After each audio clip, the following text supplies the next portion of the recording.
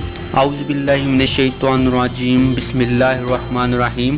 سکن civil problem کی جانب سے ایک اور ویڈیو کے ساتھ ہم آپ کی خدمت میں حاضر ہیں۔ سب سے پہلے آپ تمام لوگوں کو میری طرف سے رمضان المبارک۔ اس ویڈیو میں ہم بات کریں گے سحری میں کیا کھائیں، کتنا کھائیں اور کیا کیا کھائیں۔ محترم قارئین، اگر آپ کو سکن سول پرابلمز کی ویڈیو اچھی اور مفید لگتی ہیں تو پلیز ویڈیو کو لائک اور شیئر ضرور کریں۔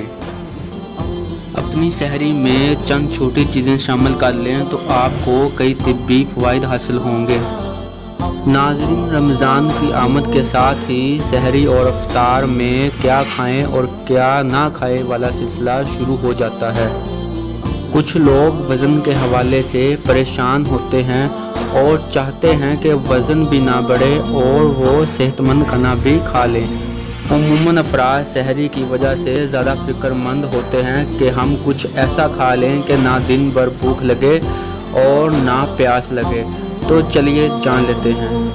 میں آپ لوگوں کو کچھ ٹپس بتاؤں گا جو آپ نے اس پر عمل کر کے اپنی سحری کو بہتر بنانا ہے۔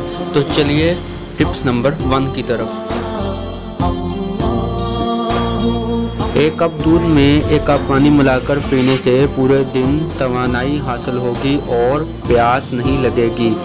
میں دوبارہ ریپیٹ کر دیتا ہوں۔ 1 کپ دودھ میں 1 کپ پانی ملا کر پینے سے پورے دن توانائی حاصل ہوگی اور پیاس نہیں لگے گی۔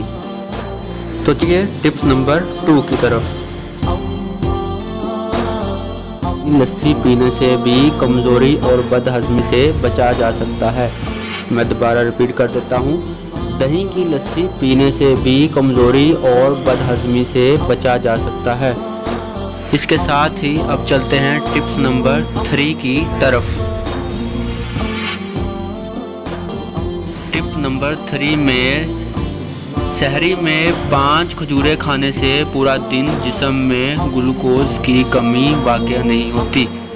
میں دوبارہ ریپیٹ کر دیتا ہوں۔ سحری میں 5 کھجوریں کھانے سے پورا دن جسم میں گلوکوز کی کمی واقع نہیں ہوتی۔ اس کے ساتھ ہی چلتے ہیں ٹپ نمبر 4 کی طرف۔ سحری میں تازہ پھلوں اور جوس کا استعمال کریں۔ سحری میں تازہ پھلوں اور جوس کا استعمال کریں۔ اور اس کے ساتھ چلتے ہیں ٹپس نمبر 5 کی طرف۔ اپنی سحری میں جو کا دلیا، دودھ اور شہد کے ساتھ ضرور تناول فرمائیں تاکہ فائبر حاصل ہو اور اس سے آنتوں میں خشکی بھی نہیں ہوگی۔ میں دوبارہ ریپیٹ کر دیتا ہوں۔ اپنی سحری میں جو کا دلیا، دودھ اور شہد کے ساتھ ضرور تناول فرمائیں تاکہ فائبر حاصل ہو اور اس سے آنتوں میں خشکی بھی نہیں ہوگی۔ اور اس کے ساتھ چلتے ہیں ٹپ نمبر 6 کی طرف۔ روٹی کے ساتھ دال یا کم روغن والا سالن کھانے کو ترجیح دیں۔ میں دوبارہ ریپیٹ کر دیتا ہوں۔ روٹی کے ساتھ دال یا کم روغن والا سالن کھانے کو ترجیح دیں۔ اور اس کے ساتھ چلتے ہیں ٹپس نمبر 7 کی طرف۔ صحت مند روزے کے لیے بھرپور سحری ضروری ہے۔ جتنا ممکن ہو پراٹھے اور تیز مرچ مسالے والے کھانے سے پرہیز کریں۔ میں دوبارہ ریپیٹ کر دیتا ہوں۔ صحت مند روزے کے لیے بھرپور سحری ضروری ہے۔ جتنا ممکن ہو پراٹھے، روغنی اور تیز مرچ مسالے والے کھانے سے پرہیز کریں۔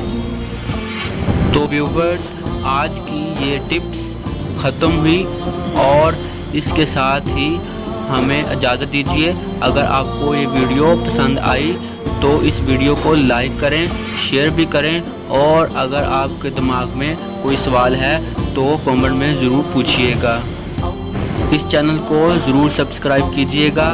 اسی ویڈیو کے نیچے آپ کو ریڈ کلر کا بٹن نظر آئے گا، اس کو پریس کیجیے اور اس کے ساتھ ہی بیل آئیکن کو ضرور دبائیے گا کیونکہ اس سے آنے والی اور نئی ویڈیو آپ تک نوٹیفیکیشن کے ذریعے جلد پہنچ سکے۔ تو اگلی ویڈیو تک ہمیں اجازت دیجیے۔ اللہ حافظ۔ روزے رکھوں گا یا اللہ توفیق دے मैं भी रोजे